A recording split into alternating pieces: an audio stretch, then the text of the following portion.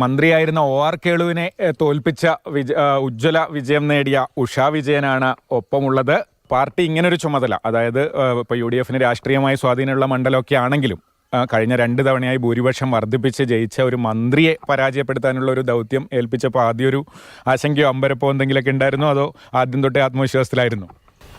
അങ്ങനെ അമ്പരപ്പ് തോന്നണമെങ്കിൽ ഞാനിത് മാറി നിന്നിട്ടില്ലല്ലോ. നമുക്ക് ഒരു സീറ്റിന് വേണ്ടിയൊക്കെ ഒരു ശ്രമം നടത്തിയിരുന്നല്ലോ. നമുക്ക് എന്തായാലും മത്സരിക്കാൻ ആഗ്രഹമുണ്ടെന്ന് പാർട്ടിയെ എന്നെ അറിയിച്ചിട്ടുണ്ടായിരുന്നു. അതുകൊണ്ട് പിന്നെ അങ്ങനെ ഒരു ആശങ്ക ഉണ്ടായിട്ടില്ല.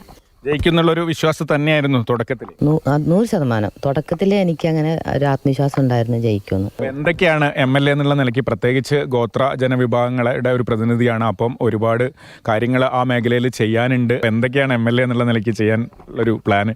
എനിക്ക് മാനന്തവാടിയെക്കുറിച്ച് പറയാനുള്ളത് മെഡിക്കൽ കോളേജാണ്. അതാണ് ആദ്യം മുൻതൂക്കം കൊടുക്കുന്നത്. പട്ടികവർഗ മേഖലയിലുള്ള പ്രശ്നങ്ങൾ കുറേ മാനദണ്ഡങ്ങൾ വെച്ചിട്ടാണല്ലോ പലപ്പോഴും അവരുടെ അടിസ്ഥാന സൗകര്യങ്ങൾക്കൊക്കെ പൈസ ചെലവഴിക്കുന്നത്. പ്രത്യേകിച്ച് വീടാണെങ്കിൽ 12 വർഷം കഴിഞ്ഞ് പുതിയ വീട് കൊടുക്കും. പക്ഷേ 12 വർഷം ആകുന്നതിന് മുമ്പ് വീട് പൊളിഞ്ഞിട്ടുണ്ടാവും. അപ്പം അങ്ങനെയൊന്നും ഉണ്ടാകാതെയുള്ള അടിസ്ഥാന സൗകര്യ വികസനങ്ങളൊക്കെ അവർക്ക് നന്നായിട്ട് ചെയ്യാൻ ആഗ്രഹമുണ്ട്. പിന്നെ അതുപോലെ തന്നെ ഏറ്റവും സങ്കടകരമായിട്ടുള്ള കാര്യം വന്യമൃഗ സംഘർഷവുമായി ബന്ധപ്പെട്ടുകൊണ്ട് പ്രശ്നങ്ങളാണ് നമ്മൾ ഏറ്റവും കൂടുതൽ അനുഭവിക്കുന്നത്.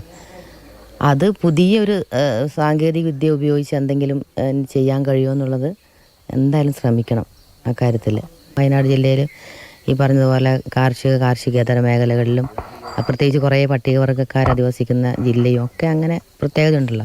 അപ്പം അത്തരം കാര്യങ്ങളിലൊക്കെ ഒന്ന് ഇടപെടണമെന്നുള്ള ആഗ്രഹമുണ്ട്. ഉഷാ വിജയൻ എന്ന പേര് ഒരുപക്ഷെ വയനാടിന് പുറത്ത് അത്ര പരിചിതമായിരിക്കില്ല. പക്ഷേ മാനന്തവാടിക്കാരെ സംബന്ധിച്ചിടത്തോളം ഉഷാ വിജയൻ കഴിഞ്ഞ 2 പതിറ്റാണ്ടായി മാനന്തവാടിയിലെ പൊതുപ്രവർത്തന രംഗത്ത് നിറഞ്ഞു നിൽക്കുന്ന വ്യക്തിത്വമാണ്. അതുകൊണ്ട് തന്നെ MLA ആകുമ്പോൾ വലിയ പ്രതീക്ഷയിലാണ് ഈ പ്രദേശത്തെ ജനങ്ങൾ മുഴുവൻ. ജസ്റ്റിൻ മാത്യുവിനൊപ്പം കമൽ, മാതൃഭൂമി ന്യൂസ്, വയനാട്.